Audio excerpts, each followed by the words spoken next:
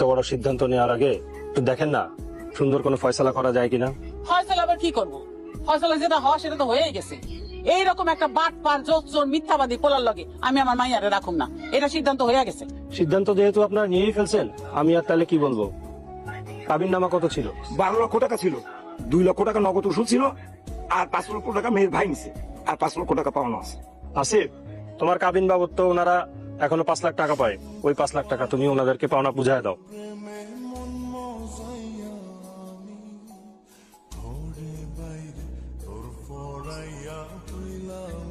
আসেন, থামো। আগে শিউলিকে ডাকো। শিউলি আগে ডিভোর্স পেপারে সই করুক, শিউলির টাকা শিউলি বুঝে নিবে। ওট করতেছি, ওট। সই করেন। কাগজ দেন। মা, এখানে একটা সই করো। চুপ চুপ। বুঝলো? এন সই কর, সই কর। আরে কি হলো, সইটা করছ না কেন? আরে সইটা করতেছিস কেন? তুই সই কর, সই কর, সই কর। আবার এই ওইদিকে কি দেখো, ওইদিকে কি দেখো? তামসা রং চলতেছে কেন? রাও না মানে তামসা চলতেছে কেন? এই খবরদার, ও আমরা আমার বিয়ে করাবো। ওর গায়ে কেউ হাত তুলে আমি কিন্তু খবর করে খাওয়াবো।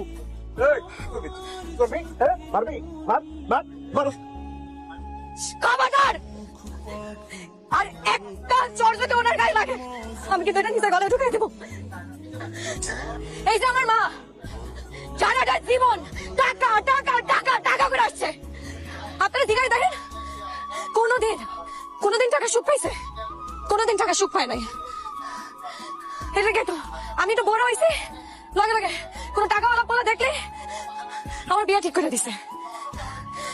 আপনারা যখন প্রস্তাব নিয়ে আসছেন তখন শুনছে পোলা বিদেশ থাকে, পোলার অনেক টাকা, সাথে সাথে রাজি হয়ে গেছে।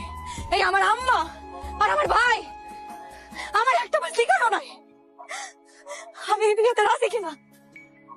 আর এখন যখন দেখছো আমার স্বামীর ধরে টাকা নাই, আমার স্বামী বেকার, আমার আম্মা আর ভাই মিলা আমার আপনার থেকে সিনাই নিতেছে, কি করবা? কাবিনের কত টাকা পাবা? কাবিনের টাকা পাবা? হ্যাঁ? আর আমার অনুভূতির কোনো মূল্য নাই, আমার স্বভাবের কোনো মূল্য নাই। আপনারা বলেন, এই লোকটা আমার এত বড় একটা রোগ, জয়নাও আমার হাতটা ছাড়ে নাই, আমি কেমন ওনার হাতটা ছাড়ি?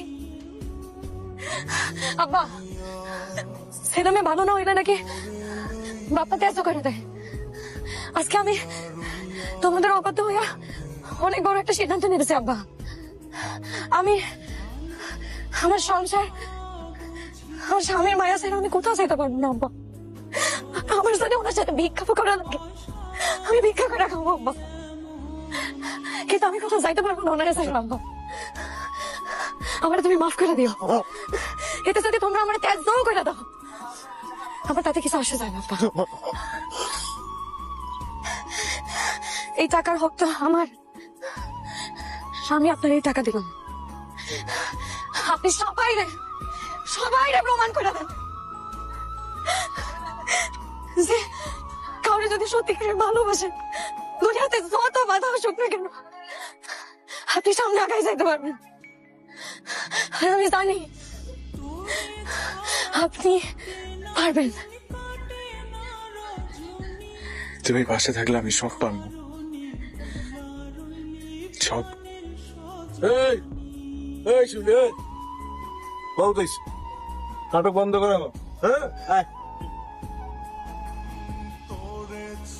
চাচা, এখানে যারা আছে সবাইরা বলে দেন, যারা যারা থেকে আমার স্বামী টাকা পায় তারা যেন আগামী 1 মাসের মধ্যে আমাদের সব পাওনা টাকা ফেরত দিয়ে যায়। তা না হলে আমি কিন্তু আইনি পদক্ষেপ নিব। চলেন চলেন।